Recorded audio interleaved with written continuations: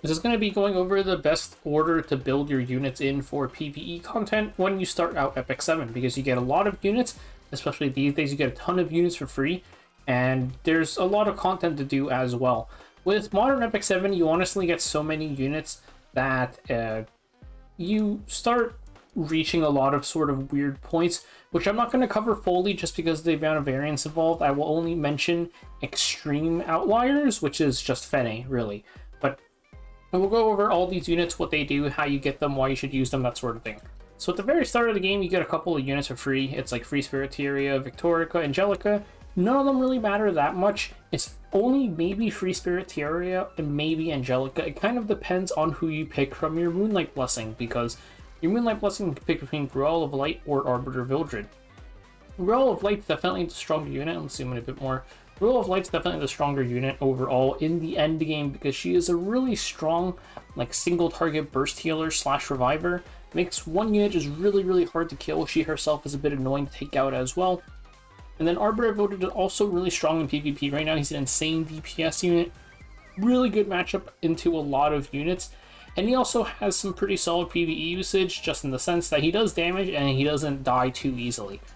I wouldn't say he's anything like amazing. He just gets you through your early game very nicely. Also early PvP content, which is like Arena and Guild War.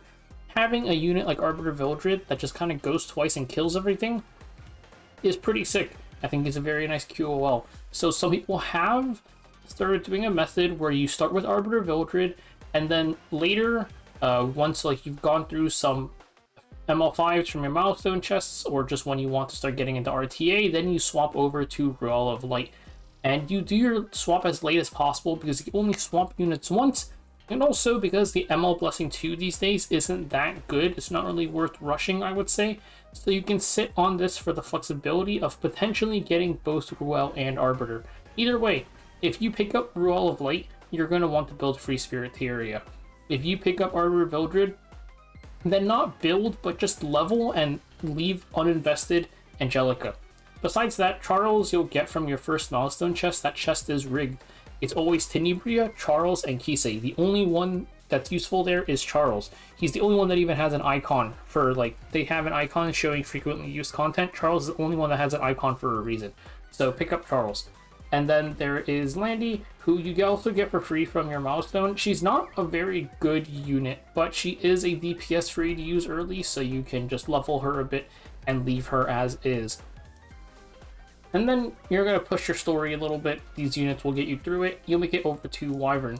So for Wyvern, you have to start out with either use Gruel of Light, and by the point you hit Wyvern, you should have reached the milestone shop where you can pick up free plus 15 gear. Grab one HP set and one DPS set. Put the HP set on your Gruel, or if you took Arbiter, put it on your Angelica. Potentially put Angelica in Grace of Growth if you need the extra levels. That plus 15 HP gear will make you tanky enough to tank. It doesn't even matter that Gruel's not ice. It doesn't matter, trust. So you put Gruel or Angelica from Grace of Growth, and you use that to push through your Wyvern missions. You know, build the units that you get as you go through the Wyvern missions, and then eventually you'll get Brieg, and you can just run the usual core 4 for farming Wyvern. One thing is, if you lucked into Fene, or if you bought the pack that gives you a free max Fene, once you finish the missions that tell you to build Sigrid, you can drop her and start using Fene. With that in mind, let's take a look at Grace of Growth. Grace of Growth lets you temporarily max out a unit.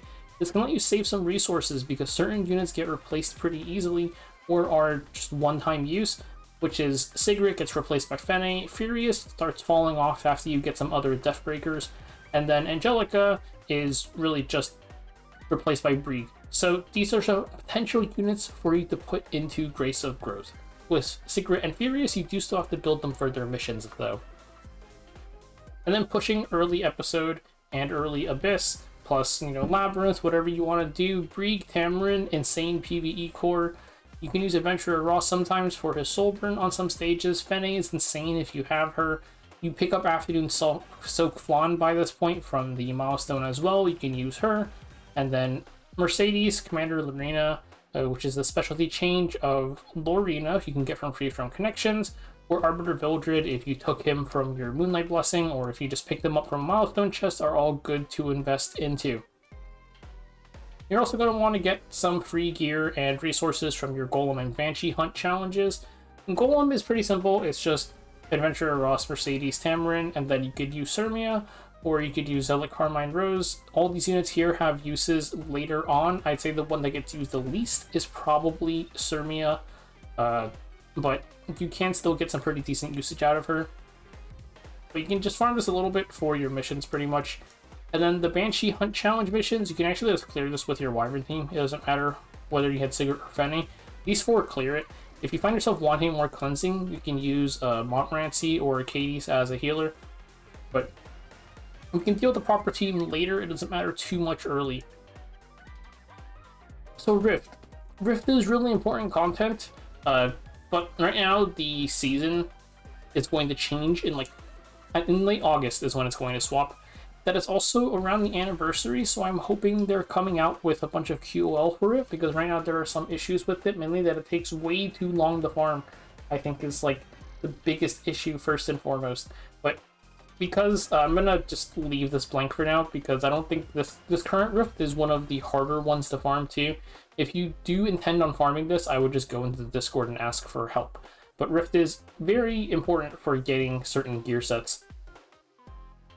And then here, these two are both in the Shadow Company. Shadow Company rotates the content. Ideally, Expedition wouldn't be in rotation, or ideally it wouldn't be rotating, it would be permanent, but whichever one's in rotation, you'll want to focus on building the units for that first. And here, there's a lot of units because depending on what you have, you might prioritize certain things. I'm not going to go like 100% in depth on everything here, but I will just mention the things overall. Tamarin and Brieg and Fene cover a ton of the expeditions, so they're like the top 3 prio. For fire, really, Fene, Commander Lorena, plus like some dual attackers, which is one of these 3, and then Brieg kills it. Earth is also relatively easy. You can just pick up fire units, so something like Cecilia for your frontline, Mercedes for DPS. We could use Adventurer Ross for your frontline if you don't have Cecilia, and then either Hazel, Kana, or Tamarin as your healer. Ball and Sezin or Tenebria as your Deathbreaker, or Assyria if you have none of them. Fenris also shines as a pretty strong DPS. Really just check the guide, there's a lot of units. These Fenris, Inos, Loka, Tamarin, Brieg for ice, and then some combination of Brieg, Carmine Rose, add in Fene, Fenris, or I forgot to put Sirmia, but Sirmia can also be used here, and Camilla. And then Trial of the Constellation is by element. Fene kind of destroys fire, but if you want, you can use Tywin with her for earth. Generally, Carrot plus 3 healers gets it done, and then there's the hardest difficulty, which you have to do once every 6 months, where you could potentially use some of these units. And then for ice, it's just going to be some icy or earth units, and you'll notice that like we picked up Charles at the very start for this pretty much. Rowana also really nice. Fenris used in Expedition. Frieren not really available, but if you have her, she's really good. Otherwise, just use Vivian. Violet if you start running out of units. For Ice or Light Boss, you need some Provokers, so we have some Provokers here, and then some Evasion DPS, and we've got a bunch of Evasion DPS here. For Dark Boss, you need some Cleansers, which we have listed here, some Debuffers, and then some Penetration Nukers, which we have here. So this pretty much gets you through all of your early and mid PvE. There's some other stuff in here, or not in here, but other PvE to do, like very infrequent PvE rotations like Advent. Those use pretty niche units. I would just, because they only come around, I think there's like, they come like once every few months, so I would just check the guides for it whenever it comes out. Late Abyss is really comp specific too. There's like a whole document for that I have. And then I'm just going to mention some like kind of notable ones. So Ken and Sinful Angelica are just really strong dual attackers. Ken has his guaranteed dual attack even if you don't have Imprint Circuit, which you unlock much later. Ken can still 100% Death Break plus dual attack is insanely strong. Sinful Angelica, her cleanse into AoE attack buff and speed buff plus dual attack on S1 is a great combo as well. They pair really well with units like Commander Lorena, that sort of thing. Aram, Her S2 passive is nice in some places, and then her S3 to reset somebody to use their S3 twice ends up being a ton of damage. Angelic Montmorency just pops up here and there as a pretty solid cleanser. I think I forgot to add her, but Acades is also pretty good here too. Just sometimes you end up wanting her. Silverside Christie passes 100% of her effect resistance to the backline, which is pretty OP for making units immune to debuffs in certain situations. Fern just mentioned as like a really strong PvE DPS, but you know, Collab can't really get her. Straze, Watcher, Gala, and Lilibet are 4 units that have 100% pen nukes, along with Genesis Ross, who is up here. These like 5 units with their 100% pen can be very notable sometimes. I didn't notice that I had Watcher here, so he's the only one that's duplicated, but whatever. And then School Nurse Yoha is here mainly because of her synergy with Genesis Ross. Genesis Ross being a free unit is just very, like, because he's free and she has insane synergy with him, I'm going to mention her, but her plus Genesis Ross can kill through, like, there's certain things you can do, like one-shot hunts and stuff with just the 2 of them, that I think is pretty nice, especially given that she's a very useful unit for all forms of PvP. But that is kind of just a quick run-through of the build order. And besides that, of course, the link to like the image for anybody who needs it will be in the description.